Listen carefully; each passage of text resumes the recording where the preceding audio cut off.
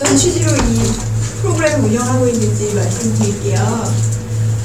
일단은 저희가 2015년 하반기에 인력양성 센터를 운영하는데, 그 인력양성 센터의 목적이 뭐냐면 건축물 에너지를, 그러니까 좀 뭐랄까 여러 각도의 건물 에너지와 함께 분석을 하는 그런 취지로 건물 에너지 M&V 빅데이터 센터라고 이렇게 약간 정확히 말한 거 맞아요? 항상 제가 이 이름이 헷갈리는데 굉장히 긴 이름의 인력양성 센터가 세워졌고요.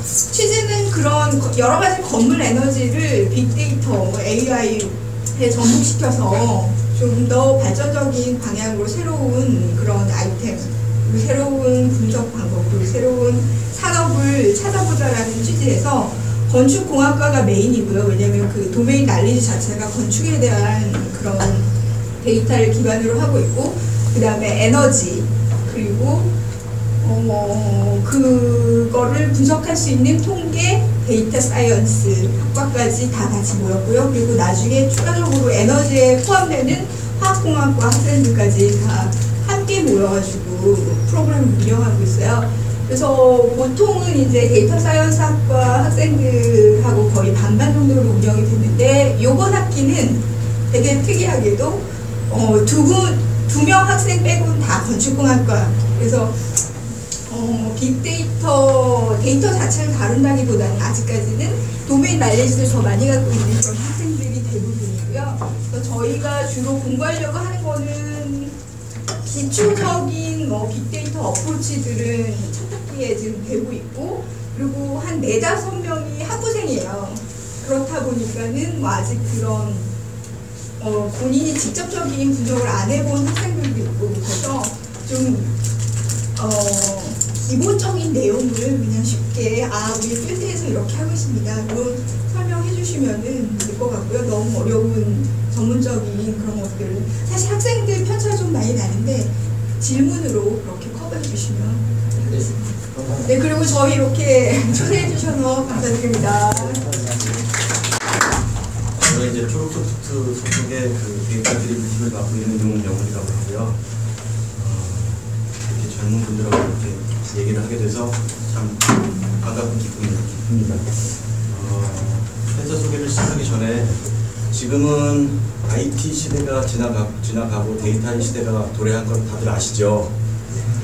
저희 초록소프트는 데이터 기반의 서비스를 하는 데이터 테크놀로지 기업입니다. 그럼 시작해볼까요?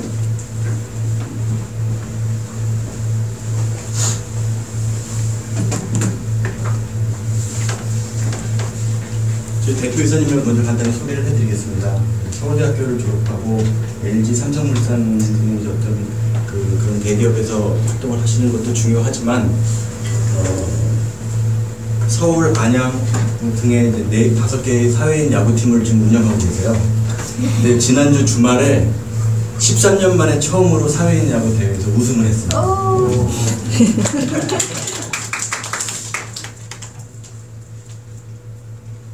초록소프트는 데이터 테크놀로지 회사로서 빅데이터 기반의 어떤 딥러닝을 전문으로 하는, 딥러닝 활용을 전문으로 하는 기업입니다. 딥러닝으로 시도한 적이 없거나 적용 사례가 적은 분야에서 실적을 쌓아왔고, 또 그런 분야에서 노하우와 경쟁력을 갖추고 있는 그런 기업이고, 앞으로도 다양한 보통 딥러닝을 어떤 분야에 적용할 수 있느냐라는 질문을 많이 받거든요. 그런데 적용하지 못할 분야는 없다고 저희는 보고 있고요. 저희가 접할 수 있는 모든 산업 분야에서 딥러닝 적용은 가능하고, 주로 딥러닝이 활용되는 분야는 여러분도 잘 아시겠지만 어떤 것이든지 예측을 할 수 있는, 예측하는 분야에 주로 많이 활용되고 있습니다.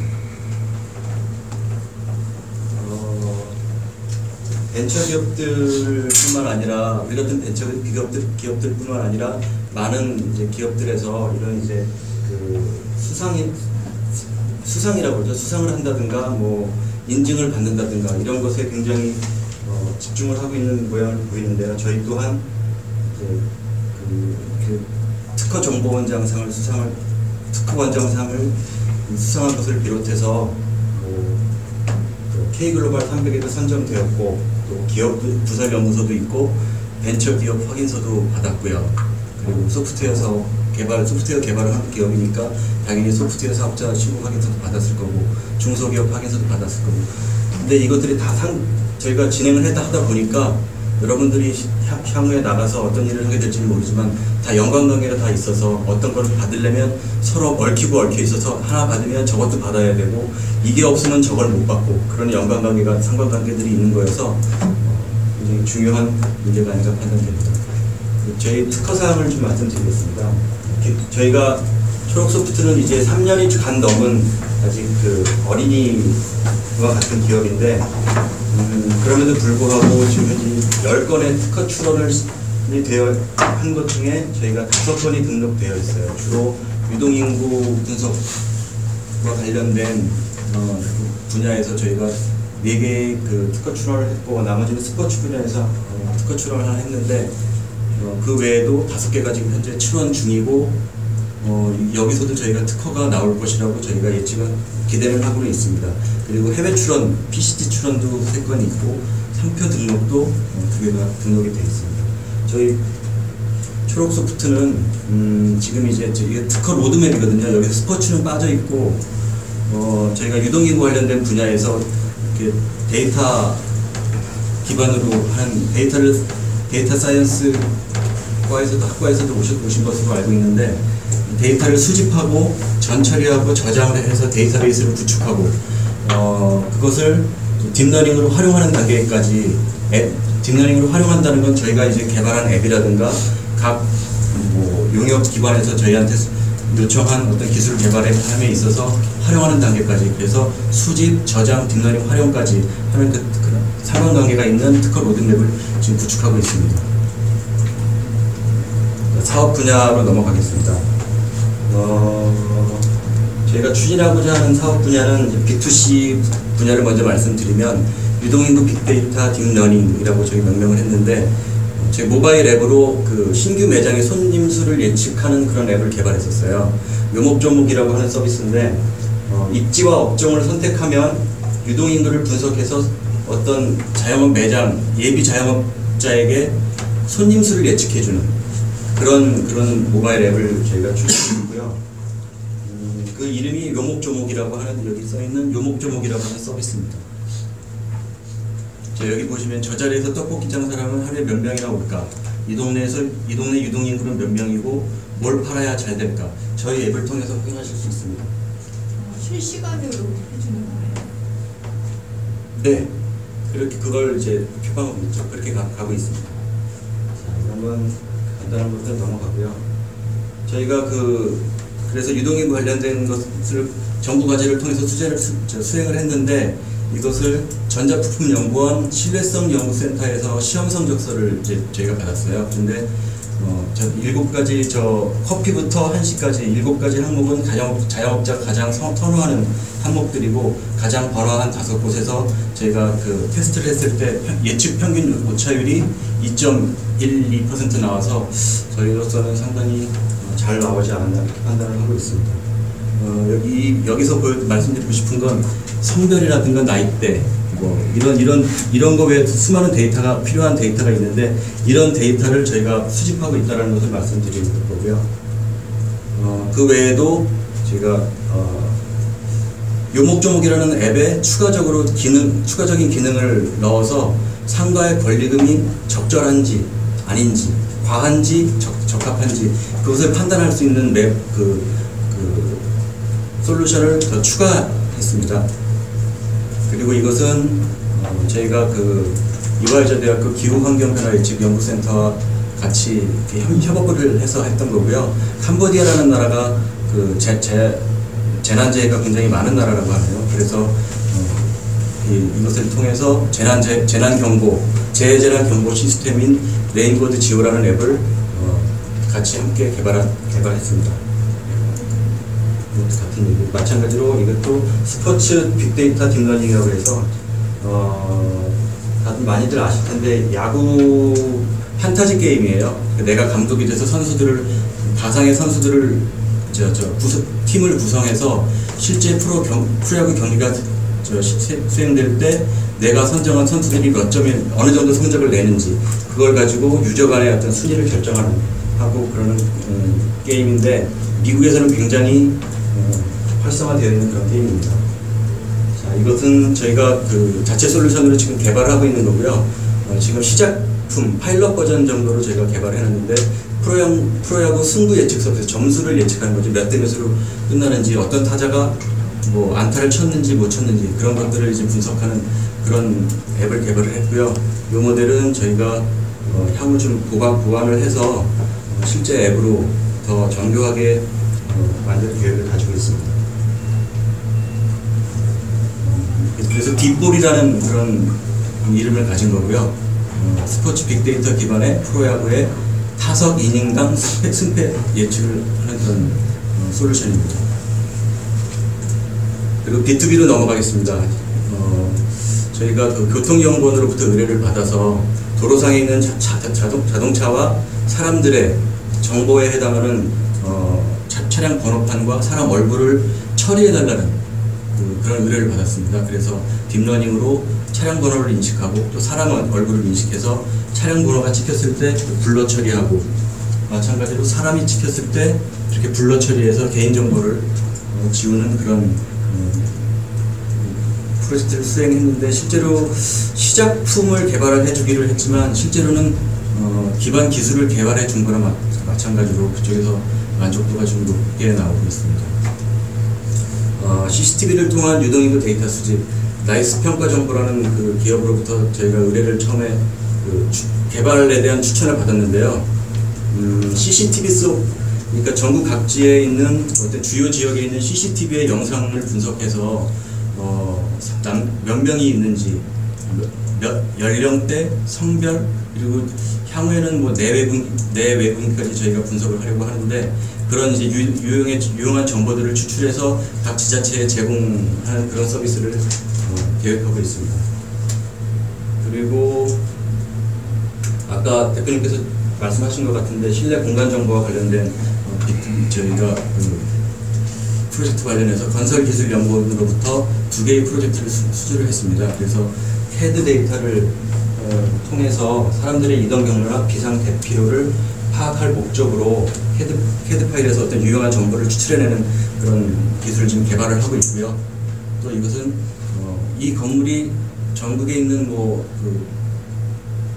다세대 가구라든가 원룸이라든가 이런 건물들이 내진 성능이 어떤지, 지진에 취약한지 괜찮은지 그런 것들을 분석하기 위한 데이터를 추출해내는 그런 기술을 개발하고 있고요. 서울대학교와 함께 R&D 과제를 통해서 K-스타 핵 융합, 토카막, H모드 유지를 위한 페데스탈 값 예측이라는 과제를 지금 진행하고 있어요. 그래서 이건 내년 3월까지 저희가 진행하게 될 거고요. 이것을 통해서 저희 초록소프트가 핵 융합 분야까지 하게 되는구나 하고 저희는 보고 있습니다. 이것은 이제 이화여대 대학교하고 앞으로 계획하고 있는 내용을 저희가 적은 거고요. 초기 암호화폐의 성공 가능성을 딥러닝을 통해서 예측하는 기술을 개발하고 있습니다.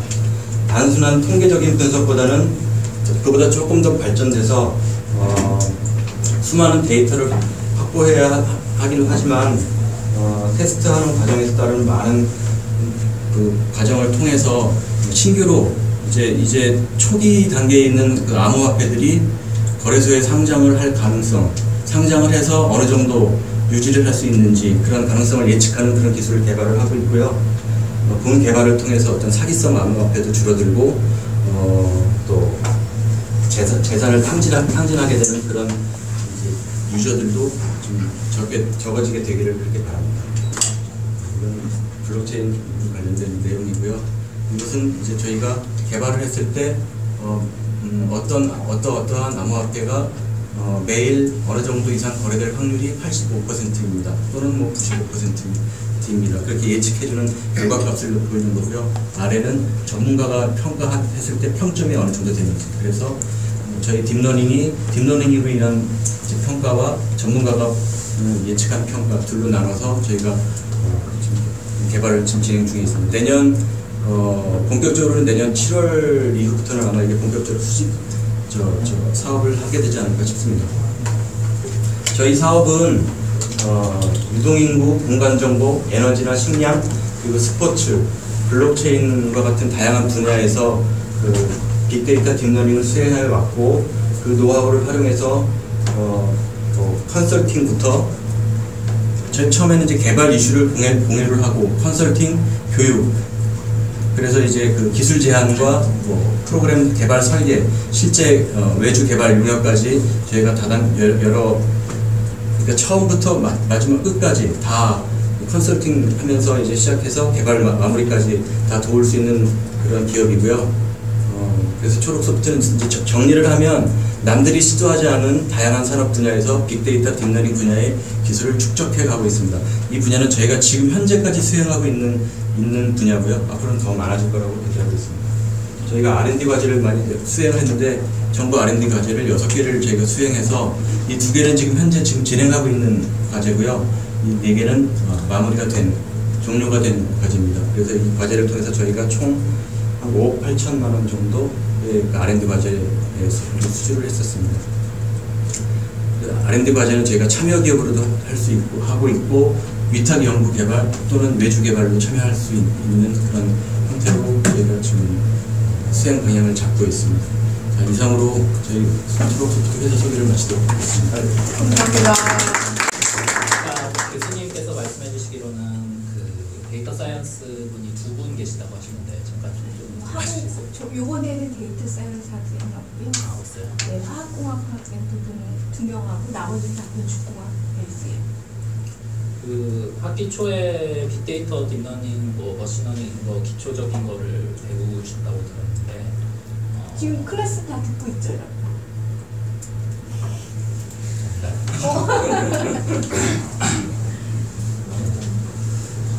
그러니까 뭐 배운 거 어떤 거 배우셨는지 뭐 한 번만 말씀 좀 해주시겠어요? 그러니까 어떤 거에 대해서 알고 계신지 좀 알고 싶었어요. 뭐 그냥 간단한 거 그냥 단어 생각나는 대로 말씀해 주시면 돼요. 안 배우셨어요? 아니 놓으셨나? 아니 뭐 그러니까 제가 어느 정도 수준으로 말씀드려야 될지를 저는 블록체인이라는 기술이 좀 가상화폐 안에 들어간다는 기술로만 알고 있었어요. 아니 그러니까 블록체인 말고 이제 빅데이터 학교에서 배운 거 그냥 아무거나 생각나는 개념 같은 거 없이. 제가 1학기로 나눠서 수업을 진행하고 있는데요. 1학기 저번 학기 때까지는 이제 통계 기법 위주로 수업을 진행해서 또 배웠었고 2학기 때는 저도 잘 모르는데 기계학습 기법이랑 통계학습 기법이 좀 나눠서 수업 듣는 게 효율적이라고 해서 2학기 때 이제 기계학습 기법 배우고 있거든요. 그래서 뭐 ANN이나 소프트 백크머신이나 뭐 리니어 리그레이션 같은 것들 일단 대략적인 그 개념 배우고 이제 후반부 가서는 SPSS나 그런 거 이용해가지고 실제로 이제 데이터 가지고 다뤄보는 정도까지만 딱 하고요. 좀 더 발전된 건 이제 각각 연구실 개인별로 좀 진행해서 뭐 더 공부하고 싶은 거는 이제 구글링 해가지고 좀 공부하는 그런 식이에요. 여러분들이 통계적 비법이나 이런 쪽에서는 저보다 더 잘하실 거라고 생각돼요. 왜냐하면 저 같은 경우는 빅데이터 딥러닝이나 머신러닝 위주로 했고 이미지 인식 쪽을 주로 했다 보니까 통계학적인 것을 저도 공부는 해봤는데 여러분만큼 깊이 있게 하진 않은 거고요. 네. 근데 지금 저희 회사에서 하는 이 블록체인 기술 기반 암호화폐 향후성과 딥러닝 예측 프로젝트라는 걸 하고 있는데요. 4차 산업혁명 이러다 하면서 뭐 핫하게 떠오르는 분야 중에 블록체인이라는 것이 있고 그리고 뭐 빅데이터 딥러닝이라는 게 있는데 이제 어느 ICO 플랫폼이라는 회사 측에서 저희한테 의뢰를 했어요. 이제 블록체인을 통해서 암호화폐를 런칭을 했을 때 그것과 성공이 어떻게 될지를 예측하는 모델을 만들어 달라. 그래서 저희가 그거를 받아서 지금 진행 중인 프로젝트입니다. 작년 말쯤에 뭐 우리나라에 광풍이 불었기 때문에 다들 아실 거라고 생각해요. 블록체인 많이 들어보셨죠?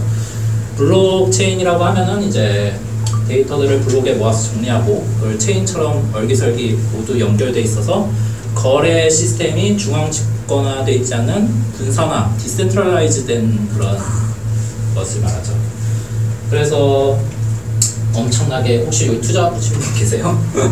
뭐 손은 안 대지만 왠지 있을 것 같긴 하고 뭐 저희 같은 경우도 좀 해보고 싶었는데 워낙에 새 가슴이라서 많이 못 해봤고요. 그런데 이제 ICO라는 개념이 있어요. 이제 블록체인을 스타트업 회사가 이제 처음에 자금 조달을 위해서 프로젝트에 대해서 우리가 지금 말씀드리는 건 블록체인을 그냥 기초 개념을 말씀드리는 겁니다. 투자금을 받는 행위인데 이제 주식시장에서 하는 IPO, Initial Public Offering하고 비슷하다고 생각합니다. 그러니까 한마디로 말해서 회사 주식을 주식시장에 등록시키는 일이죠. 그래서 이제 CEO 입장에서는 ICO를 런칭하는 절차가 이렇습니다. 뭐 비즈니스에 맞는 제품 생산하고 토큰 생산하고 뭐 그런 거 잘 모르겠네요. 그리고 백서를 작성한 다음에 이제 화이트 페이퍼라고 하는 이제 우리가 어떤 식으로 블록체인을 뭐 기술을 개발할 거다 뭐 이런 식의 돼 있고 뭐 거래소에 올리는 절차가 있고요.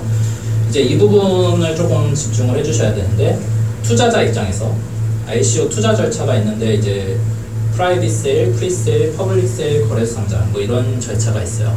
이 용어 같은 건 굉장히 헷갈리게 써 있어서 저희가 그냥 이렇게 구분을 해놨고요. 요 아래 요 두 부분을 ICO라고 부를 수 있습니다. 그래서 저희가 그 두 가지 정도 모델을 계획하고 있는데 하나는 이제 수많은 ICO들, 암호화폐들이 개발돼서 만들어지잖아요. 그러면 그게 거래소에 가는 것도 굉장히 극소수의 거래 그 암호화폐만 가겠죠. 그래서 갈지 말지를 먼저 예측하는 모델 하나 만들 거고요. 또 한 가지는 이제 거래소만 올라갔는데 거의 거래량이 거의 없어요. 사람들이 뭐 관심도 안 가지고. 그래서 일정 거래량 이상 거래되는 암호화폐들을 예측하는 모델을 지금 두 가지 방향으로서 만들고 있습니다. 그래서 이거는 이제 ICO 플랫폼이라는 회사에서 가져온 그 장표인데요. 이제 ICO 플랫폼은 그냥 암호화폐를 거래해주는 그냥 플랫폼 서비스 그리고 투자자를 위한 뭐 컨설팅 서비스 뭐 이런 여러 가지를 계획하고 있는데 그 중에서 이제 저희가 맡은 부분이 이제 예측해주는 거죠. 이걸 투자할 만한 암호화폐인지 그런 것을 예측해주고 점수화 매겨준다든가 이런 것을 목표로 하는 저희가 맡은 부분이 그거죠. 그래서 뭐 DDD라고 해서 저희는 DCD라고 부르고 있고 뭐 인간 전문가에 의한 투자 심사 뭐 HDD 그리고 저희는 딥러닝 베이스드 듀 딜리전스에서 DDD에서 합쳐서 뭐 하이브리드 듀 딜리전스 뭐 이런 식으로 부르더라고요. 그쪽에서. 그래서 이 부분은 저희가 참고로 한 게 이제 여러 가지가 있는데 우선 과거의 기업 부도 예측을 예측했던 방식 중에 하나로 통계적인 모델이 예측이 있었어요. 그러니까 그냥 일반적으로 생각하기에 기업이 부도 날 거면 재무회계에서 뭔가 징표가 나타날 거고 주식 지자반에서 뭔가 좀 변화가 있을 거니까 그걸 그 데이터를 기반으로 통계적인 예측을 하면 되겠다. 뭐 이런 식의 시도가 있었고요. 마찬가지로 머신러닝을 이용해서 기업 부도 예측을 한 것도 있습니다. 이 부분은 나중에 또 설명해 주실 저희 대표님이 설명해 주실 건데 뭐 통계적인 것보다 뭐 예측 정확도가 막 엄청나게 큰 차이가 나던가나 그런 건 아니에요. 그리고 딥러닝을 이용해서도 기업부도 예측을 한 게 작년 12월에 논문이 나왔었는데요. 이것을 좀 저희가 많이 참조를 해서 현재 지금 모델 개발을 하고 있습니다. 그러니까 보통 재무회계 정보 기반이라든지 주식시장 정보 기반이라고 하면은 일반적으로 생각할 수 있는 데이터가 되는데 저희는 이제 제3자 평가 정보라고 해서 제3자들이 그 암호화폐에 대해서 어떻게 평가하는지 뭐 어떤 식으로 얘기를 하는지 긍정적으로 얘기하는지 부정적으로 얘기하는지 혹은 뭐 기술에 대한 것을 백서에다가 이렇게 보통 써놓는데 그 기술에 대한 거는 아주 조금밖에 없고 뭐 돈을 엄청나게 많이 발행한다든가 뭐 이런 얘기만 너무 많이 나온다면 그거는 솔직히 좀 믿을 만한 그런 암호화폐가 아니겠지. 이런 식으로 자연어 처리라든지 그 여러 가지 SNS 분석도 포함한 여러 가지를 복합한 모델을 생각해서 데이터셋을 구성하고 있습니다. 그래서 지금 현재 올해 말까지 페이지 1 개발을 목표로 하고 있고요. 정확도는 지금 개발하고 있는 상황에서는 뭐 통계적 분석이나 머신러닝 분석보다는 그렇게 뭐 월등히 좋다거나 그렇진 않을 걸로 예상하고 있습니다. 지금은 솔직히 기업 부도 예측 같은 경우는 데이터가 충분한데 이제 암호화폐에 관련된 데이터라고는 인터넷에 올라오는 정보들이 빼고는 솔직히 얻기가 힘들거든요. 빅데이터, 딥러닝 뭐 이런 쪽에서 들어보면 아시겠지만 무조건 이거는 처음부터 끝까지 데이터의 질의 양, 그게 문제이기 때문에 지금 저희가 거의 1의 80%는 데이터를 모으고 전처리하는 데 집중해서 계속 들어가는 상황입니다. 그래서 네, 여러 가지를 창조해서 지금 만들고 있고요. 그래서 뭐 실제 저희가 만들 것은 뭐 여러 가지 사이트를 통해서 필요한 정보들을 추출하고 그 추출 결과물들을 저장해서 또 ICO 플랫폼 쪽 DB에 저장을 해주고 그거 새로 등록된 뭐 암호화폐가 있다 그러면 그런 것들을 투자할 만한지 거래소에 올라갈지 그런 것을 예측해 주는 것입니다. 근데 이제 이런 비슷한 일을 하는 회사들이 요즘 최근에 이제 몇 군데 나오는데 저희가 좀 다르게 차별점이 있다고 할 수 있는 거는 저희는 이제 앞에서 봤던 이제 저희는 최대한 과거, 그러니까 최근에 이런 일을 하고 그러니까 일반적으로 빅데이터 딥러닝까지는 아니더라도 뭐 통계적인 분석 방법이나 이런 걸로 뭐 예를 들어서 프리세일이나 퍼블릭세일 기간에 있는 것들을 거래소에 상장될지 혹은 성공할지 이런 거를 예측하는 거는 막 시도는 많이 하고 있어요. 근데 저희는 최대한 과거, 될 수 있다면 프라이빗 세일 기간이라든가 이런 뭐 굉장히 제한된 정보만을 가지고 있을 때 실제 미래에 어느 정도 이게 성공을 할지 뭐 그런 거를 예측하는 모델을 만들고 있어서 저희가 차별점이 있고요. 뭐 저희가 지금 이렇게 얘기하고 있어서 마치 투자 설명회 같은 느낌이 드는데 그런 거 전혀 아니고요. 그냥 저희는 그냥 맡아서 개발만 해주는 그런 상황입니다. 그러면은 뭐 실제 이 프로젝트를 뭐라고 하죠? 클라이언트가 따로 있는 거예요? 네, 저희는 그 분의 예측 모델을 만들어주는 걸로 해주고 있고요. 그러니까 저희가 굉장히 다양한, 아까 대표님도 말씀하셨듯이 저희가 다양한 분야에 있어서 남들이 많이 안 해본 것들을 해보다 보니까 그런 회사들 쪽에서 뭐 의뢰를 많이 받는 상황인 거죠. 네. 고객은 이제 싱가포르 회사고요. 싱가포르 회사고 이제 암호화폐 플랫폼 회사가 있어요. 암호화폐를 추천도 해주고 투자자한테 소개해주고 하는 이미 그런 사업을 하던 회사가 사람의 판단력을 추천하는 거 하는 게 없습니다. 딥러닝 좀 이용하고 싶어 저희들이. 혹시 주피터 노트북 써보시는 분 계신가요? 주피터 노트북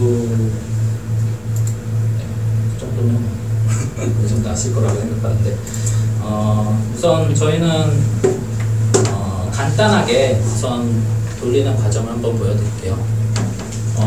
이거는 그냥 간단한 스토캐스틱 그레디언트 디센트를 쓰는 거고요.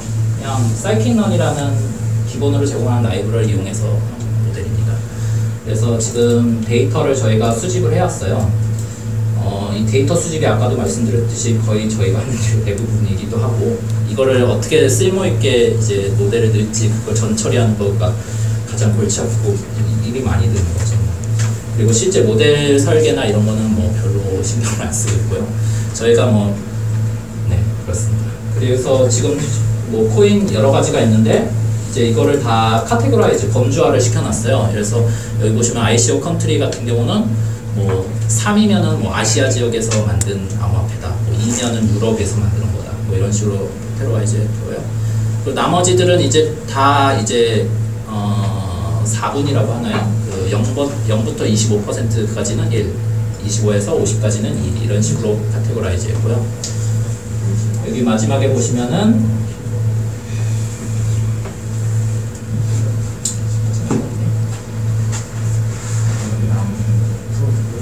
여러 가지 암호화폐에 대한 저희가 긁을 수 있는 정보들을 다양하게 긁어서 그걸 다 데이터를 변환, 전처리를 해놓은 상황입니다. 그래서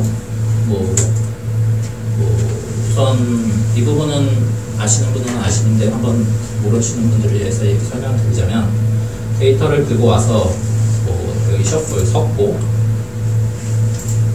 그리고 그거를 70대 30으로 학습 데이터와 테스트 데이터로 나왔습니다.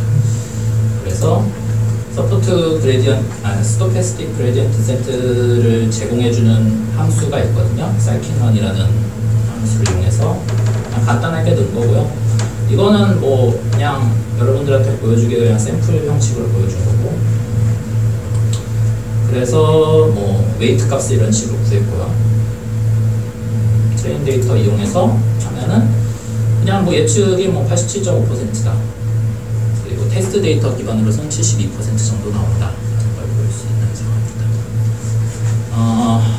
이제 지금 앞에서 말씀드렸듯이 지금은 열심히 데이터를 모으고 전처리하고 이것에 집중하다 보니까 실제 모델은 아직 깊이 개발은 안 들어갔어요. 근데 저쪽 이제 이따가 견학이라고 해야 되나요? 그 시간에 그 시간대는 뭐 전처리 어떻게 하는지 이런 거 위주로 보여드릴 생각입니다. 그리고 이상입니다. 혹시 질문 있으신가요? 데이터는 그러면 어디서 긁어오시는 거예요? 뭐 굉장히 다양한 곳에서 긁어 오죠. 그러니까 뭔가 통합으로 이렇게 관리를 해주고 이렇게 중앙 집권적으로 뭔가 좀 정보가 모여 있으면 좋겠는데 그게 힘들다 보니까 진짜 여러 가지를 이용해서 긁어오고 뭐 가지고 올 수 있는 데이터는 정말 다양하게 갖고 있죠. 그 어떤 비트코인이 하나가 새로 생겼다고 하면은 지금 여기서 이렇게 컬럼 만드셨던 것 중에서 뭐 컨트롤이나 뭐 이런 것들은 뭐 쉽게 갖고 올 수 있지만 일부 것들은 못 갖고 오는 경우도 발생을 하는 수도 있겠죠. 그렇죠. 저희가 뭐 최근에 가장 문제가 됐던 것 중에 하나가 백서를 긁어 왔어요. 근데 백서가 PDF로 많이 작성되어 있고 어떤 거는 PDF가 아닌 뭐 HWP로 작성되어 있는 것도 있고 한글로만 작성된 것도 있고 뭐 영어 뭐 이런 거 다양하게 있는데 저희는 당연히 기준은 영어를 기준으로 잡고 영어에서 다 긁어 왔는데 그게 파싱이 제대로 안 돼서 못 긁어 와서 백서 정보를 못 이용한다든가 그걸 일일이 저희가 다운로드 하는 건 정말 비효율적인 거니까 최대한 자동화를 통해서 갖고 오려고는 하는데 그 부분이 조금 힘든 거죠. 마치는 데이터를 최대한 많이 모아놓으시고 모아놓은 데이터를 이제 그리고 모아놓고 이제 저희가 이게 계약을 1년 동안 해서 내년 7월이면은 이제 저희가 손을 떼고 운영을 그쪽에 넘기는데 그쪽에서도 문제가 없게 돌아가려면 자동으로 데이터 수집하는 것도 이제 고려를 해야 되잖아요. 그래서 그 부분이 조금 모델은 조금 더 고민을 해봐야 돼요. 혹시 또 질문? 제가 말씀드릴 건 우선 대표님이 말씀드렸다시피 건기원에서 주로 이제 프로젝트를 주면 이 프로젝트를 받아서 하고 있는데요. 캐드 도면을 가지고 그 안에서 구제 정보들을 추출하는 프로젝트를 하고 있습니다.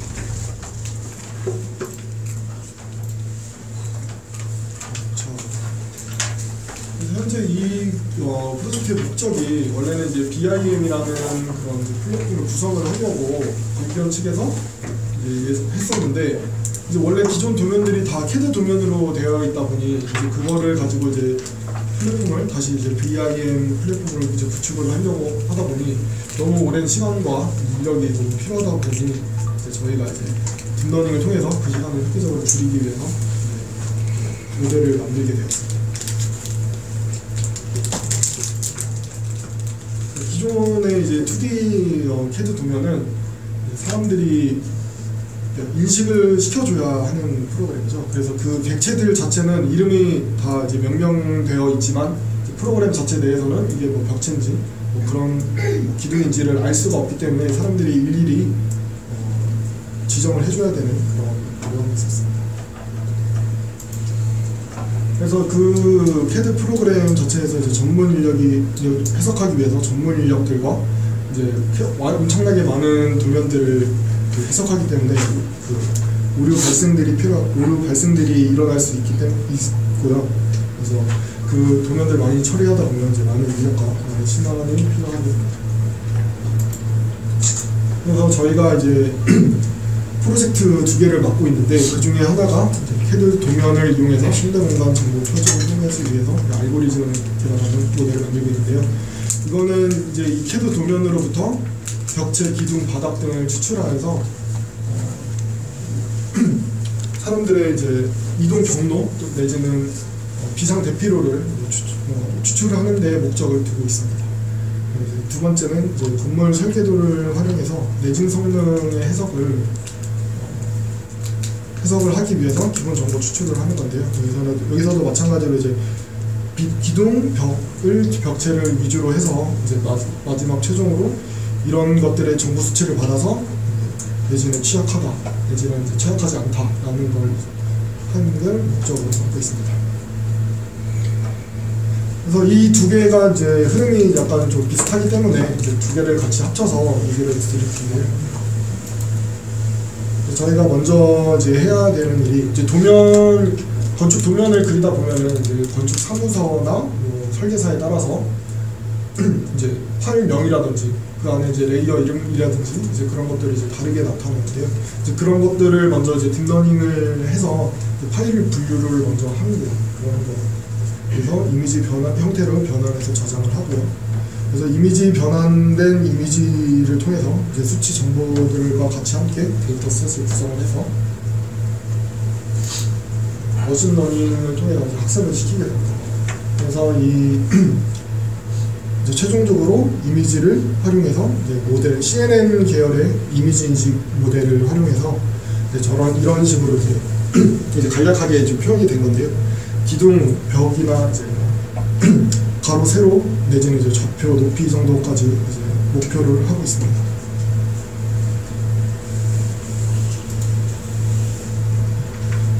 그 다음에는 이제 그 나오는 수치 정보들을 이용해서 이미지를 같이 넣게 되면은 이제 마킹이 되는 도면에 이제 마킹이 되는 결과물을 얻기 위한 과정인데요. 여기서는 이제 이미지를 데이터를 활용해서 마킹을 먼저 해서 이제 머신러닝을 돌려서 학습을 시키고 이제 그거를 가지고 다시 나온 결과물과 함께 수치 정보를 다시 재검증하는 과정을 마무리를 하고 있습니다. 지금 현재는 이렇게 진행이 되고 있고요. 혹시 질문 있으신 분? 현재 진행이 좀 이제 시작된 지 얼마 안 돼가지고 지금 생각하고 보여드리겠습니다. 최종 결과물로는 이런 부재 정보들을 추출을 해서 이제 분석을 하는 거죠. 분석을 해서 이제 모든 걸 이제 자동화를 시키는 것이 목적으로 되고 있습니다. 이게 되면은 BIM에 입력을 하는 식으로, 그러니까 BIM으로 시작하는 것보다 더 빨라요? 이게 빠르다기보다는 현재 저희 나라에서는 BIM으로 만든 게 거의 없죠. 그래서 이제 CAD 도면을 가지고 다시 BIM으로 이제 바꾸는 작업을 하는 겁니다. 예, 그거는 제가 설명 좋겠어요. 지금 이 배경이 이거는 어떻게 된 거냐면 건설기술연구원이 프로젝트가 두 개인데 과제적으로 예. 접근한 느낌이 들어요. 그렇죠. 그러니까 그쪽 사업적이라기보다. 네. 근데 이제 이게 어떻게 된 거냐면 건설기술연구원이 이제 이거 한 4년 정도 되는 과제고요.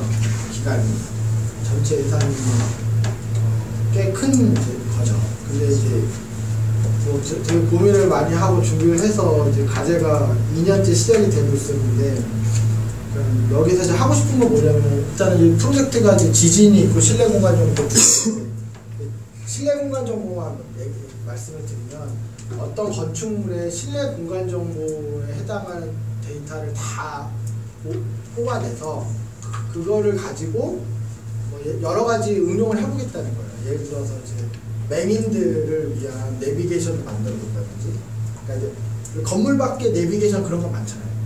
건물 안에 사실 건물도 코엑스처럼 큰 건물이면 간단한 게 아니니까 실내 공간 정보를 잘 이제 가지고 뽑아내서 그걸 잘 정리해서 시각 장애인들한테 실내 공간 정보를 안내해주는 내비게이션 시스템을 만든다든지, 아니면 대피로를 더 좀 최적화해서 위급 상황에서 사람들한테 알려준다든지, 그 여러 가지 용도로 응용을 하고 싶은 건데, 이 건설기술연구원이 이걸 하다 보니까 한 2년 정도 지나서 자기들이 크게 빠뜨린 게 하나 있었던 거예요. 그러니까 BIM만 염두에 두고 가자는 거예요. 그러니까 BIM으로 만약에 설계했으면 지금 방금 얘기한 게 다 있잖아요. BIM을 뭐 3D, 4D 뭐 해서 뭐 5D 어마무시 하잖아요. 지금 그거 하면. 그러니까 방금 말씀드린 정도의 정보는 당연히 있는 거예요. BIM 안에. 그 일은 안 될 리가 없고. 근데 자기들이 2년 정도 과제를 하고 보니까 현실은 대부분의 도면을 캐든 거죠. 그러니까 그러면 이제 안 되진 않아요. 사실 CAD를 읽을 수 있는 사람은 많이 있으니까 도면을 보고 이제 필요로 하는 정보를 다 뽑아내서 이제 후속 작업을 하면 되는데 이게 너무 시간이 많이 걸리는 거죠. 더딘 거죠. 시간이 많이 걸리고 또 사람을 동원하니까 뭐 실수가 있을 수도 있고 그래서 이제 저희가 역제안을 합니다.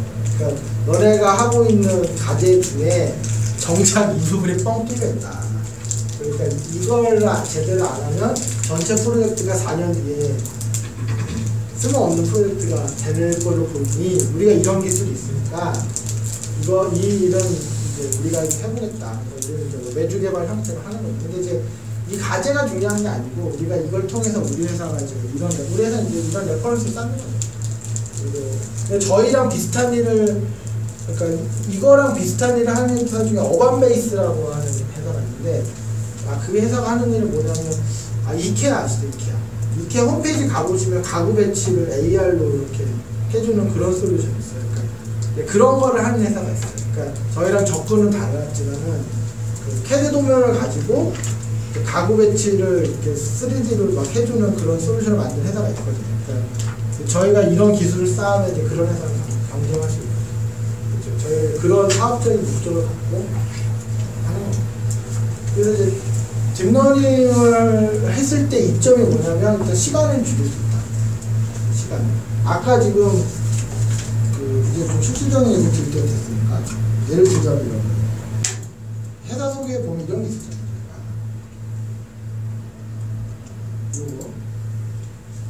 이거는 뭐냐면 그러니까 예를 들면 이런 거예요. 교통연구원이 이제 도로가 계속 변하잖아요. 없던 길이 생기기도 하고 막 길이 막히기도 하고. 그러니까 예를 들어서 서울에서 부산까지 큰 차량에다 카메라를 앞뒤로 딱 달고 그 차가 그냥 쭉 가는 거예요. 부산까지. 초당 뭐 20장씩 계속 사진을 찍어요. 그 사진을 다 모으면은 길이 달라지지 않았구나 또는 어떤 길이 생겼구나 이런 걸 알 수가 있죠. 그러면 그 데이터를 가지고 이제 지도상의 도로를 갱신하는 거죠. 어떤 길이 생겼으면 길을 하나 그려준다든지 그걸 자동으로 하는데 문제는 뭐냐면 서울에서 부산까지 차가 쭉 500km를 가면서 다다다다 찍는 중에 무수히 많은 차들의 번호판이 찍히는 거예요. 무수히 많은 행인들의 얼굴이 찍히고 근데 그 사람들 종이는 당연히 받은 적이 없죠. 그러니까 이걸 불러 처리해야 되는데 이 사람들 아르바이트생을 동원을 해봤더니 이게 몇 년? 3년?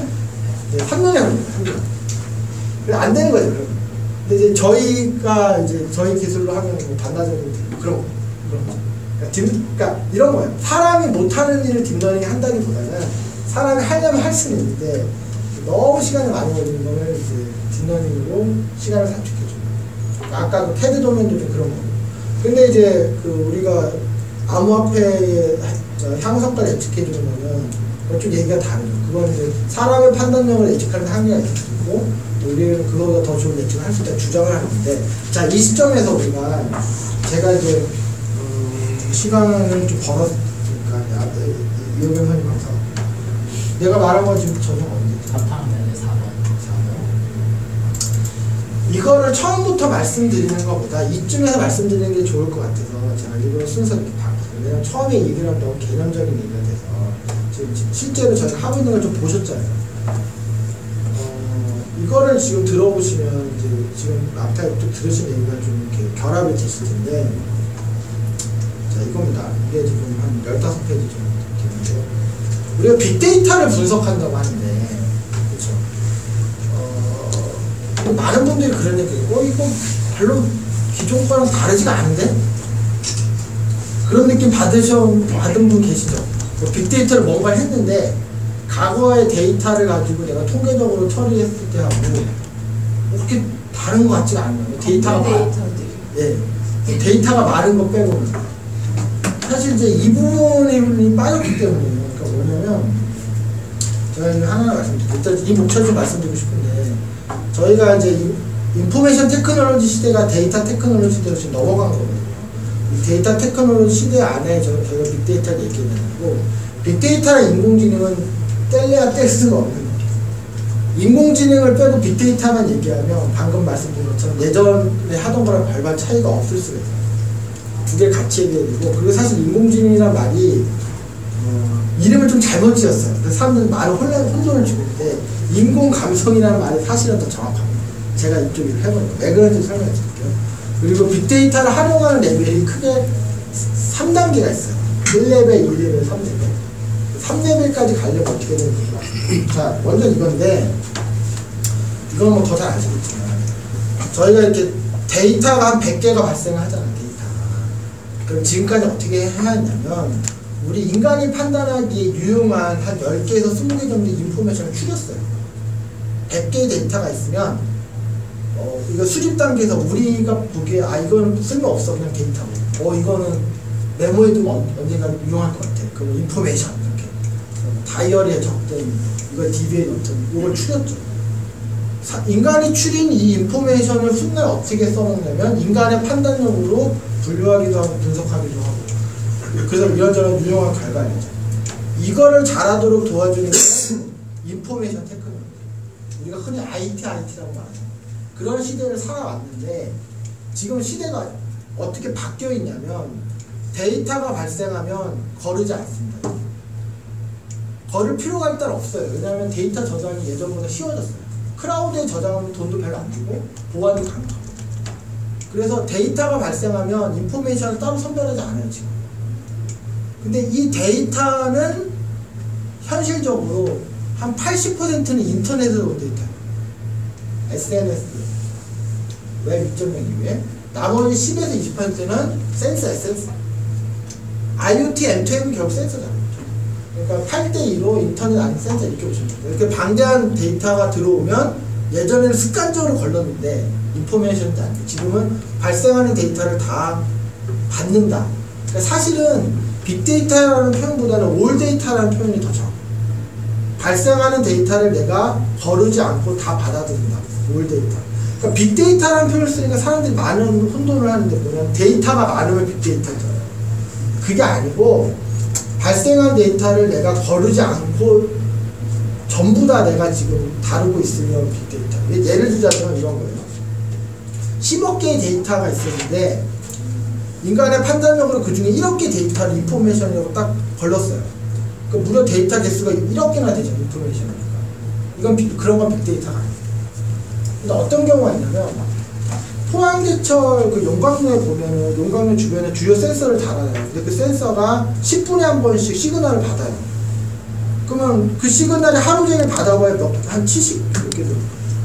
뭐 한 700개밖에 안 되죠. 그렇죠? 개수는 700개밖에 안 되는 거예요. 그거 빅데이터예요. 왜냐면 발생하는 데이터를 거르지 않고 내가 다 받았기 때문에. 그러면 그 700개를 빅데이터라고 불렀는데 그거 반대는 뭐냐면 센서로부터 데이터가 왔을 때 상황실 근로자가 그걸 보고 무의미하면 버리고 자기가 보기에 유의미하면 따로 저장하는 그게 인포메이션. 그건 빅데이터가 아니에요. 발생한 데이터를 내가 거르지 않고 다 받았으면 개수가 700개밖에 안 되더라도 걔는 빅데이터예요. 아까 같이 1억 개나 되지만 원래는 10억 개 중에 1억 개를 내가 추려버렸기 때문에 걔는 인포메이션.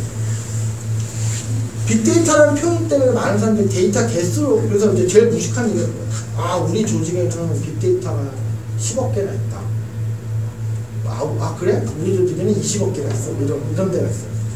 공공기관 중에 그런 데가 개수가 자랑거리가 아니라 발생한 데이터를 걸렀느냐 안 되느냐 이게 중요해요. 근데 그 다음에 무슨 문제가 생기냐면 이게 중요한 문제인데 데이터를 내가 거르지 않았잖아요. 발생한 데이터를 내가 다 가져왔잖아요. 이거를 이용할 때 어떤 일이 벌어지냐면 인간의 판단력으로 이 전체 데이터를 해석하면 잘 안 돼요. 두 가지 이유 때문에 안 되는데 데이터가 너무 많아. 근데 그거보다 더 심각한 문제는 인간의 논리로 이걸 해석하면 절반은 그 논리가 맞는데 나머지는 안 맞아요. 이쪽은 그럴듯하게 그 논리가 먹히는데 이쪽은 안 먹혀요. 알고 봤더니 우리가 인포메이션을 추릴 때 우리 논리랑 불편한 건 다 버린 거예요. 우리 논리로 깔끔하게 해석될 수 있는 것만 인포메이션을 불렀고, 훗날 내가 생각하고 있는 논리로 해석이 깔끔하게 안 될 것 같은 애들은 인포메이션 아니고 다 버려줘. 그런 페이크를 썼단 거죠, 저희가 지금까지. 근데 데이터는 그렇지 않았기 때문에 인간의 논리로 전체를 아우르는 깔끔하게 해석 잘 안 됩니다. 그래서 이때 우리가 인공지능을 써야 돼요. 인공지능 중에 아까 말씀하신 기계학습 이런 게 중요하게 잘. 그래서 결론적으로 발생하는 데이터를 버리지 말고 다 수집하겠다. 올 데이터다. 그리고 인간의 판단력이 그렇게 대단하지도 않기 때문에 이 올 데이터를 인공지능을 이용해서 분류하거나 분석하거나 예측하는 데 쓰면 사람이 놓친 많은 것들을 발견해왔더라. 알파고처럼. 그래서 요거를 잘하도록 도와주는 게 데이터 테크놀로지고, 요게 빅데이터고, 이 빅데이터를 쓰는 수단이 바로 인공지능입니다. 그러니까 요거를 잘해보자라는 게 그 정보화 혁명이었고, 이걸 잘해보자라는 게 4차 산업혁명. 원래 4차 산업혁명은 이제 독일에서 나온 말이긴 하지만. 그래서 이제 이 얘기를 하고 싶은 거예요. 지금 사실 빅데이터랑 인공지능은 사다리 양쪽 다리가 같은 거예요. 한쪽을 빼면 높이 쓸 수가 없어요, 절대로. 인공지능은 절대로 신기술이 아닙니다. 인공지능은 컴퓨터 역사가 같이 시작된 거예요. 그러니까 미국 애들이 컴퓨터의 시작이 그 폰 노이만 컴퓨터라고 웃기잖아요. 포탄의 탄도를 계산하기 위해서 만든. 미국 애들은 역사가 짧기 때문에 그런 어거지 주장을 많이 해요. 컴플렉스에서. 사실 실제 컴퓨터는 튜닝 박사 컴퓨터가 실제 컴퓨터의 시작을 봐야겠죠. 독일의 이니그마 암호 체계를 깨기 위한. 근데 튜닝 기계가 머신러닝의 철학을 상당히 이미 가지고 있어요. 그래서 컴퓨터의 역사와 인공지능의 역사는 같이 시작되면 1940년 이렇게 보시면, 그러면 인공지능의 역사가 무려 지금 70년, 80년이잖아요. 인공지능이 이 엄청난 기간 동안 꾸준히 사람들한테 엄청난 기대를 주고 실망을 주고, 또 사기꾼 취급당하고, 또 잊혀져 있다가 또 기대를 주고 실망감을 주고 사기꾼 취급당하고, 이거를 70년을 한 거예요, 인공지능이. 그러다가 최근에 와서 빅데이터를 인공지능이 활용하면서부터 요 몇 년 사이에 말이 되는 성과를 내고 있습니다. 그러니까 인공지능이라는 기술이 빅데이터가 없으면 온전히 제대로 성과를 못 내요. 왜냐면 인공지능은 필연적으로 양질의 또 다량의 훈련 데이터가 필요한데, 그게 바로 빅데이터거든요. 그리고 반대로 빅데이터도 인공지능을 빼고 보면 사실 기존의 통계적 처리, 기존의 데이터 처리랑 별로 그렇게 다르지 않아요. 그러니까 얘도 얘가 있어야 빛을 발하는 거고, 얘도 얘가 있어야 그런 상황이에요. 이거는 아시겠지만 뭐 인공지능의 분야는 무척 많고, 그 중에 한 부분 집합이 머신러닝입니다. 그리고 머신러닝 중에 딥러닝입니다. 요런 관계인데, 머신러닝 기법은 한 100가지 되거든요. 딥러닝도 머신러닝 100가지 기법 중에 하나일 뿐이죠. 근데 그 매년 머신러닝 그 기법들이 서로 경진대회 같은 걸 하는 게 미국에서 있는데, 무조건 랜덤 포레스트가 이깁니다. 그렇게 보시면 돼요. 그래서 어떤 회사에서 머신러닝을 뭘 했다 그러면 랜덤 포레스트를 하셨죠. 그럼 보통 랜덤 포레스트. 성능적으로는 랜덤 포레스트가 무조건 앞서는데, 대신에 아시다시피 이제 랜덤 포레스트는 이제 블랙박스가 되는 그런 문제가 있죠.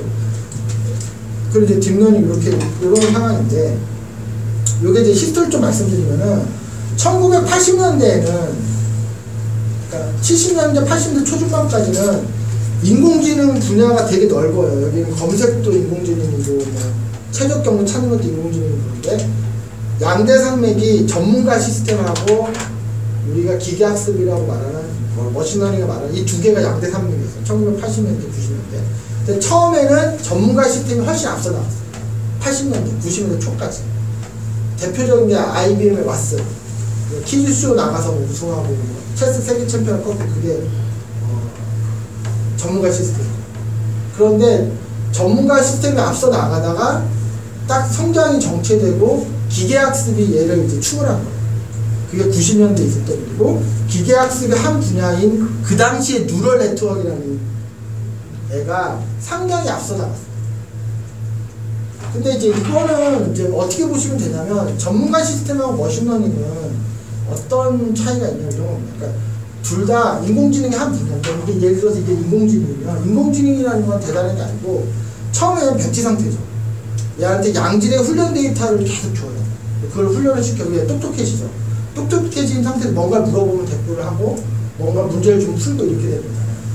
근데 전문가 시스템하고 머신러닝의 차이는 뭐냐면 우리가 뭔가를 배울 때 이렇게 습득하는 지식은 형식지와 암묵지가 나눠요. 사실 여기 시간 내서 여기 오신 거는 암묵지를 느끼려고 오신 거죠. 형식지는 제가 자료도 드릴 수 있었고 유튜브에도 다 있지만 암묵지를 직접 가서 봐야 할 수가 있거든요. 그러니까 이제 후배 의사들이 선배 의사들의 뒤에 어깨너머로 배우는 뭐 그런 것들. 그러니까 후배 의사들이 선배 의사들을 보고 한자를 어떻게 대해야 되는지 옆에서 느끼고 배우고 이런 거는 글로 표현을 하기 좀 어렵지만 엄연히 있는 지식. 이런 건 암묵지고 명시적인 수식이라든지 이런 것들은 형식지죠. 그런데 전문가 시스템은 이 에이전트라고 하는 인공지능한테 훈련에 필요한 데이터를 주는데 누가 주냐면 전문가들이 주는 거예요. 변호사, 의사 이런 사람들이 그 분야 전문가인 사람들이. 근데 그 사람들이 형식지를 잘 정리해서 에이전트한테 줘요. 그러니까 빠른 시간 안에 얘가 상당히 성능을 내요. 근데 암묵지를 다 놓치는 거예요. 에이전트가 암묵지를 하나도 못 배워요. 근데 머신러닝은 형식지, 암묵지 구별하지 않고 다 때려 넣는 거예요. 에이전트한테. 그러니까 처음에는 뭐 이상한 행동을 해요. 인내심을 갖고 계속 훈련시키면 암묵지까지 습득해서 알파고가 이세돌 이긴 것처럼 해낸다고. 그래서 그런 뭐 수학적으로 얘기하면 끝도 없지만 개념적으로 그렇다는 거예요. 그렇기 때문에 90년대에 기계학습이 전문가 시스템을 추월했는데, 그래서 이제 기계학습의 한 분야인 그 당시에 뉴럴 네트워크가 각광을 받다가 어떤 일이 벌어지냐면 2000년대 초중반에 뉴럴 네트워크라는 놈이 기술적으로 사망 선고를 해요. 기술적으로 발전이 없는 거예요. 한 4, 5년 동안. 그래서 저명한 학회지에 논문을 기부할 때 뉴럴 네트워크라는 단어가 있었으면 자동 리짓 당해요. 심사위원들이 안 읽어줬어요. 또 사기친다면. 그게 2002년, 3년, 4년 그 무렵에 제가 대학원을 갈 때가 다 그때였는데, 그래서 똑똑한 컴퓨터공학한 애들은 다 돈 되는 대로 도망갔고, 이 뉴럴 네트워크를 누가 붙들고 늘어졌냐면 핵물리학자들이 붙들고. 왜냐면 핵물리 입자 가속도라든지 생명학 분야에서는 이게 아니면 풀 수 없는 문제가 있었어요. 울며 겨자 먹기로 이걸 계속 붙들고 늘어져요, 이 기술을. 그래서 이제 제가 여러 번 말하지만 마이크로소프트의 비숍이라고 하는 딥러닝 담당 최고 임원이 뉴클리어 엔지니어 출신이에요. 컴퓨터 사이언스 하는 사람이 아니에요. 그러다가 이게 10년 동안 암흑기를 겪어요, 이 기술이. 중세 암흑기처럼. 근데 이게 2014년, 15년 정도 돼서 기술적인 난제를 풀었어요. 그리고 창시 개명을 한 거예요, 딥러닝. 창시 개명. 그래서 약간 좀 정가가 있는 사람들 이름 자주 나오거든요. 그러니까 컴퓨터 분야에서는 비슷한 일이 많은데, 예전에 유비쿼터스라는 게 있어요. 유비쿼터스. 그래서 뭐 UCT 막 그랬는데, 그게 사람들한테 엄청난 기대를 줬는데 실제로 뚜껑 열면 아무것도 없는 거야. 그래서 창시 개명을 했죠. 여러분들 요즘 많이 듣는 IoT, M2. 그게 유비쿼터스예요. 똑같은 거예요. 그러니까 컴퓨터 공학은 그런 식으로, 그러니까 어떤 개념이 이제 예를 들어서 지금 뭐 블록체인 그래서 사람들이 와 하잖아요. 장난감도 좀 있으면 별거 없었네 이렇게 된다고. 그러면 한 10년 있다가 블록체인 이름이 바뀌어서 밸류체인이 하여튼 무슨 이상한 말을 바꿔서 나오죠. 그런 건데, 딥러닝으로 이름을 바꾼 이유는 뭐냐면, 뉴럴 네트워크 시대 때, 이건 이 정도는 좀 아실 것 같은데, 그러니까 뉴럴 네트워크가 대충 이렇게 생겼잖아요. 인풋 아웃풋인데, 그 시절에는 이 레이어가 3개 이상 되면 성능이 급격히 나빠졌어요. 그래서 그 한이 있었던 거야. 근데 지금은 컨볼루션 뉴럴 네트워크 CNN 같은 경우 이 레이어가 23개 정도까지 가거든요. 그러니까 레이어가 충분히 딥해도 되는 거야. 그래서 그때 한이 있었던 그 엔지니어들이 이제는 우리가 딥할 수 있다. 그래서 딥러닝을 한 거예요. 근데 여기서 말하고 싶은 거는 한 가지 대단한 기법으로 이 문제가 풀린 게 아니고, 그러니까 이런 거죠. 그러니까 잔에 이제 물을 따르는데 막 따르다 보니 어느 순간에 넘친 거예요. 근데 그게 뭐 내가 한 가지를 해서 넘친 게 아니고 오랜 기간 뭐 따르기도 하고 뭐 이렇게도 한 거가 쌓여서 넘친 것처럼 뉴럴 네트워크 기술적 단계를 극복한 거가 예를 들면 이런 겁니다. 뭐 훈련을 시킬 때 노드를 랜덤하게 일부러 누락시키면은 뭐 이런 문제가 이제 뭐 그레디언트 디센트 문제가 좀 해결된다라든지 전 처리를 성의 있게 하면 된다 뭐 이런 거. 전 처리를 열심히 하면 된다 이런 거. 그다음에 액티베이션 함수로 렐로 펑션을 쓰면 좋다 라든지 뭐 그리고 막 여러 가지 그러니까 하나하나는 별 얘기도 아닌 한 9가지 정도가 결합돼서 이제 기술적으로 좋아진 거예요. 그래서 그게 이제 딥러닝이 된 건데 일부분 좀 넘어가고 그리고 결정적으로 하나가 더 있어요. 하나 더 있어요. 뭐냐면 딥러닝 기술이 좋아진 것보다는 옛날에는 모든 문제를 뉴럴 네트워크로 풀려고 하다가 망했는데 지금은 승산이 없는 게임은 뉴럴 네트워크를 안 풀어요. 그러니까 이길 만한 게임만 골라서 뉴럴 네트워크를 풀어요. 그러니까 제3자들이 보기에는 딥러닝으로 상시 개명한 뉴럴 네트워크의 승률이 올라간 것처럼 보이는데 안 될 것 같은 게임은 빠져야지. 그걸 이제 다시 말씀드립니다. 그러니까 제가 이런 얘기 하나고 지금 이제 딥러닝으로 상시 개명을 한 뉴럴 네트워크가 사실은 저희가 이런 일을 해보니까 인공지능보다는 인공 감성에 더 가깝다. 수십 년 전에는 지금 AI로 불리는 아티피셜 인텔리전트라고 불리는 애가 실제로 인간의 이성적 판단을 흉내내야 돼. 우리의 논리적 판단을 흉내내고 있는데 지금은 우리의 논리적 판단을 흉내내는 게 아니고 인간의 감성적 판단을 흉내내고 있어요. 이게 어떤 뜻이냐면은 지금 아까 저희가 뭐 커피 드실래요, 녹차 드실래요 거랬잖아요. 근데 어떤 분은 이제 커피라고 하셨단 말이에요. 그래서 저희가 왜 커피라고 물어봤을 때 내가 하루에 커피를 3잔까지 마시기로 했는데 오늘 2잔밖에 안 마셨으니까 내가 한 잔을 더 마셔도 되고 돌아가는 길에 졸릴 것 같으면 커피 마시는 게 좋을 것 같은 커피를 마시려고 합니다. 이렇게 말하는 분이 있죠. 요거는 이성적인 판단이죠. 근데 그런 경우는 드물고 그냥 커피가 좋은 거예요. 근데 정확하게 말씀드리면은 본인이 30년, 뭐 20년, 40년 살아오면서 이와 비슷한 경험 중에 커피를 마셨을 때 좋았던 경험이 많아요. 녹차를 마셨을 때는 뭐 속이 안 좋았다든지 뭐 이상한 사람을 만났다든지 그런 수많은 경험을 내가 짧은 시간 동안 가중치를 확 계산한 거예요. 그래서 어떤 사람 딱 봤는데 이유 없이 그 사람 싫은 경우가 있죠. 그러니까 이 사람하고 비슷한 사람을 내가 만났는데 끝이 안 좋은 경우가 많아요.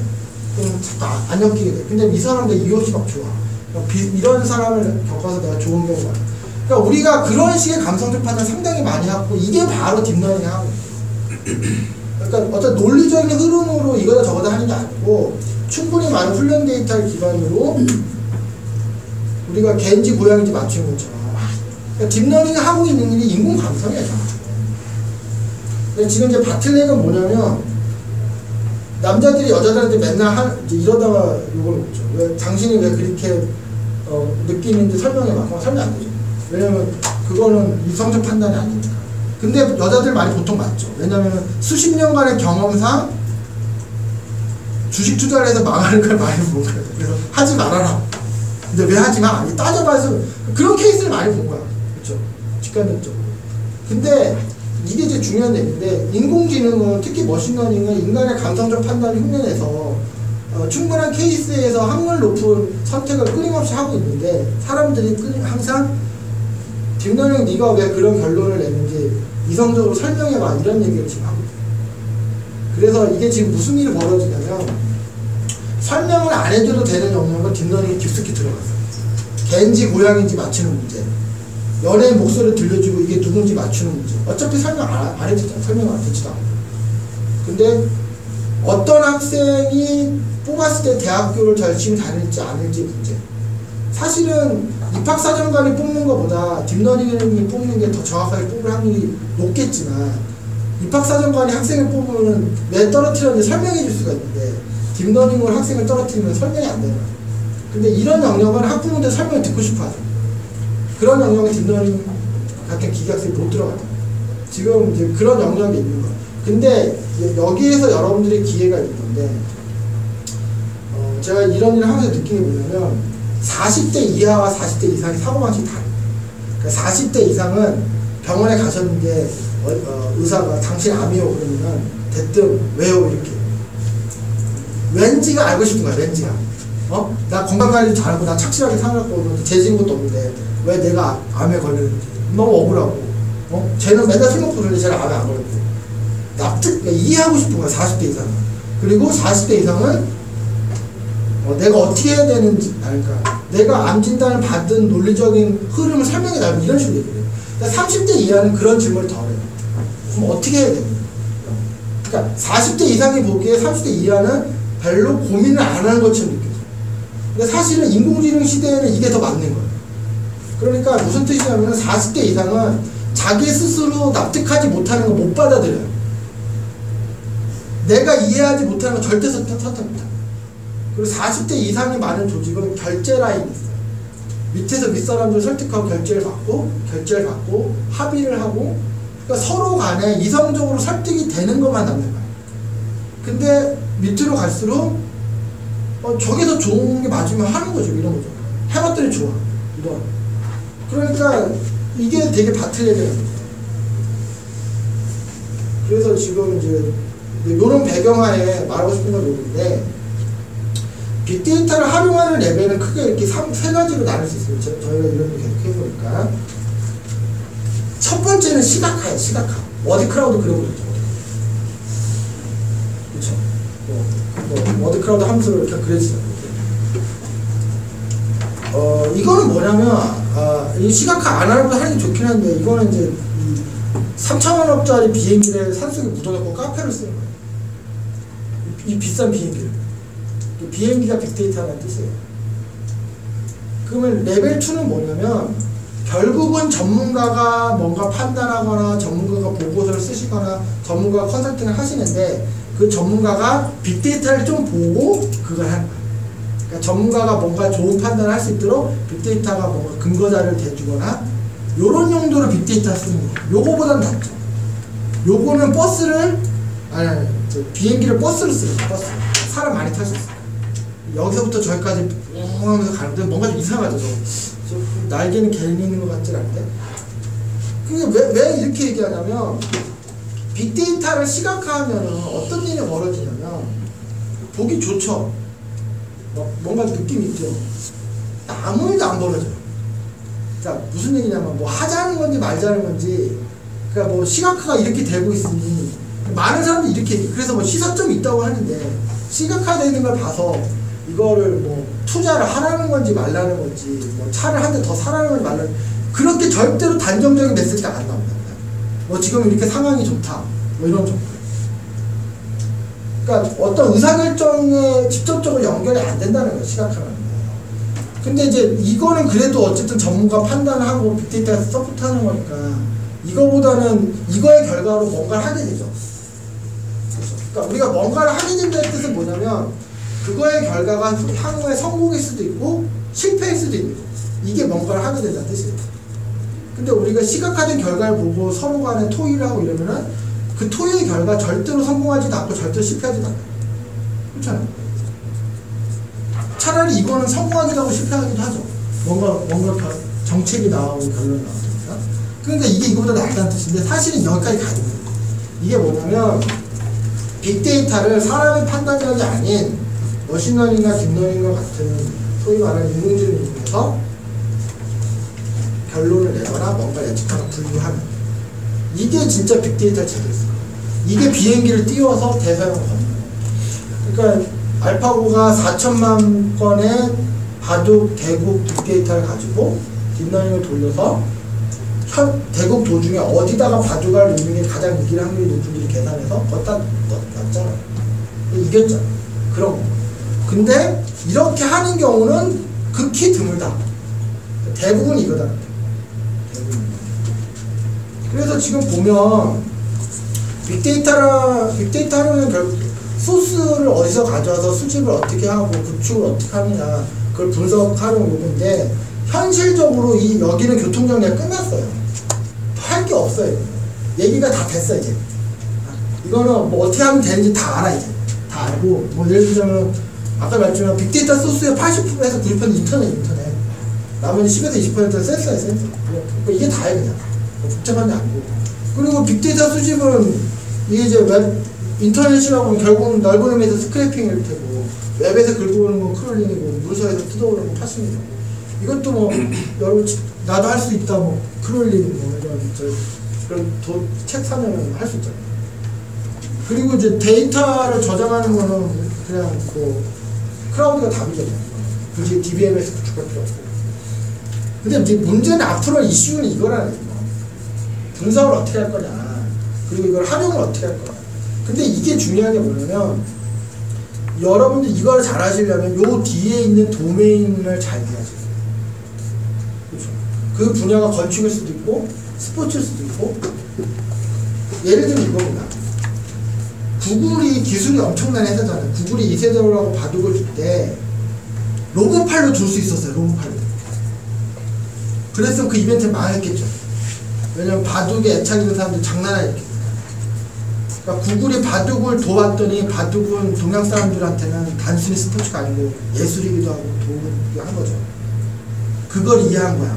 그래서 아마 6단이라고 하는 대만 사람 부분 주변이었죠. 그 사람 양복도 입고 딱 앉아가지고 이세돌한테 정중하게 인사도 하고 그 사람은 이렇게 났잖아요. 로봇팔로 안 놓고 바둑을 이해했다는 뜻이에요. 그냥 로봇팔로 났으면 이세돌 바싹 뒤집었겠지. 그러니까 이거를 잘하려면 이 분야에 있는 사람들한테 어떻게 말이 알아들 것이냐, 이제 거기에서 능력이 나오고 전문성이 나오고. 그게 그렇게 간단한 얘기가 아니에요. 그러니까 분명히 구글에서 엄청난 경로를 했을 거예요. 우리 로봇팔로 놓자. 근데 바둑을 도본 누군가 그랬다가는 한국 사람이 싫어한다. 얘를 갖추어서 해야지 받아들인다. 이런 식으로. 그리고 하나 더 말씀드리면 모든 경우가 인공지능이 필요한 게 아니에요. 저희가 일을 해보니까 10가지 문제를 풀면은 그 중에 한 6개는 기존의 통계적 방법으로 해도 돼요. 나머지 4개 중에 3개는 머신러닝 중에 딥러닝이 아닌 머신러닝 있잖아요. 서포트 벡터 머신이라든지 랜덤 포레스트 그런 걸로 충분해요. 1개 정도가 딥러닝까지 갈 필요가 있는 거예요. 그러니까 옛날에는 10개 문제를 다 딥러닝을 푸니까 엉망진창이 됐는데 이제는 이제 우리가 판단할 수 있다는 거예요. 이걸 어떻게 나누냐면 인포메이션이 충분한 경우에는 통계로 됩니다. 근데 인포메이션이 부족한 경우는 밑으로 내려와야 돼요. 예를 들어서 추신수 선수의 내년 성적 예측은 통계로 정확하게 나옵니다. 추신수 선수의 데뷔를 거의 20년 했고 데이터가 충분히 있기 때문에. 작년에 신인왕이 된 이정호 선수는 올해 강백호 선수의 내년 성적 예측은 통계 모델을 돌리면 엄청나게 틀릴 가능성이 있어요. 근데 데이터가 한정되어 있는 경우에는 밑으로 내려오는 게 더 성능이 좋아요. 그리고 문제 자체가 정형 데이터의 비중이 높으면 통계가 유리할 거고 비정형 데이터가 많을수록 비율이 높을수록 밑으로 내려가야 됩니다. 그리고 또 뭐가 있냐면 선형적인 거동을 보인다. 문제가. 그래서 공부를 많이 할수록 성적이 좋다. 뭐 상식적으로 그럴 거 아니에요. 그런 거는 회계 분석 이런 걸로 되는 거예요. 근데 비선형적인 문제들은 밑으로 내려갔을 텐데 이 그림을 내가 하도 그려서 상황에만 좀 지겹긴 할 텐데 예를 들면 이런 거죠. 남자친구가 여자친구한테 너무 잘해줘도 싫어하죠. 집착이니까. 근데 또 너무 안 해주면 무관심한 더 싫어하겠죠. 그러니까 잘해주는 정도가 X고 상대방이 나를 좋아하는 정도가 이건 아니라는 거죠. 이거라는 거죠. 적절히 잘해주는 게 최고죠. 너무 안 해주면 안 되고 너무 잘해주면 집착이고. 이거는 비선형 그래프잖아요. 이 비선형 그래프는 통계로 풀 수가 없어요. 이거를 풀면은 굳이 풀려면은 모델을 나눠야 돼요. 케이스 A, 케이스 B.